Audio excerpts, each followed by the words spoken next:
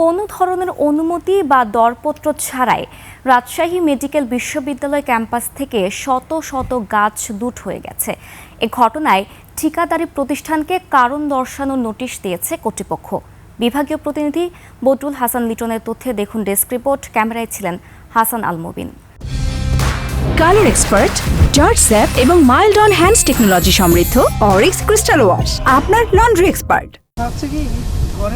রাজশাহী নগরের শিলিন্দায় রাজশাহী মেডিকেল বিশ্ববিদ্যালয়ের জন্য অধিগ্রহণ করা 205 বিঘা জমিতে ছিল আম, মেহগনি সহ নানা ফলদ বনজ গাছ, কিন্তু প্রকল্প এলাকা থেকে 10 মাস ধরে কেটে ফেলা হয়েছে শত শত গাছ।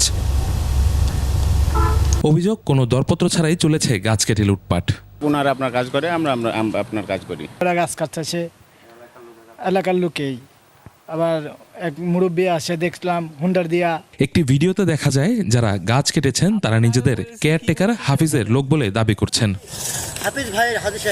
তবে হাফিজুর রহমানের দাবি, গাছ কাটার সঙ্গে তিনি জড়িত নন। মহানগর ছাত্র শিবিরের সাবেক সভাপতি খায়রুল ইসলামের লিজ নেয়া বাগানের দেখাশোনার দায়িত্বে ছিলেন তিনি। শ্রমিকের লোকরা এখন যদি কেউ মন করেন যে বলা হয়েছে কি করেছে এটা সঠিক, আমরা তো মেলা দিন আগে আমাদের মন করেন যে ওখান থেকে আমাদেরকে উঠে যেতে বলেছে ভাঙার জন্য, আমরা উঠে গেছিলাম ভাইজান। আর খায়রুল ইসলাম বলছেন তিনি প্রাচীর নির্মাণের কাজ করছেন। ঠিকাদাররা গাছ চুরির ঘটনা ধামাচাপা দেওয়ার চেষ্টা চালাচ্ছেন। ঠিকাদাররা কাটেছে, ওদের যে গাছগুলো কাটেছে এগুলো কিন্তু আমাদের যে খুব অনেক টাকার তা কিন্তু না, কিন্তু এমন ভাবে কাটেছে দেখেন সারি সারি ভাবে যে ওদের রাস্তার সুবিধার জন্য। প্রকল্প এলাকায় বালু ভরাট, প্রধান ফটক ও সীমানা প্রাচীরের কাজ করছে 3টি ঠিকাদারি প্রতিষ্ঠান। গাছ কাটার অভিযোগে বালু ভরাটকারীর প্রতিষ্ঠান হোসেন কনস্ট্রাকশনকে কারণ দর্শানোর নোটিশ দিয়েছে কর্তৃপক্ষ।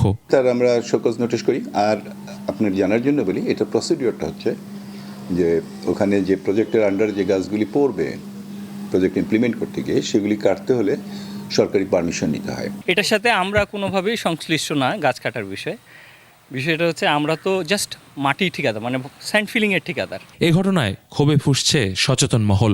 জড়িতদের গ্রেফতার ও শাস্তির দাবিতে রোববার মানববন্ধন ডেকেছে তারা। আসলে কোনো সদুত্তর দিতে পারেনি, আসলে কেন কিভাবে গাছগুলো কাটা হলো। আমরা এটা তীব্র নিন্দা এবং প্রতিবাদ জানাই। টেন্ডার ছাড়া তারা গাছগুলি কেটেছে, এটা প্রচণ্ড অন্যায়। রাজশাহীবাসীকে বোকা বানানোর একটা কৌশল। আমি মনে করি এটা নিয়ে তদন্ত হওয়া উচিত, এর সাথে কারা জড়িত। তদন্তের পর গাছ কাটার সঙ্গে জড়িতদের বিরুদ্ধে কি ব্যবস্থা নেওয়া হবে সেটি এখন দেখার বিষয় বলছেন সুশীল সমাজের প্রতিনিধিরা। ইউসুফ হাসান নাইম, 21 টেলিভিশন।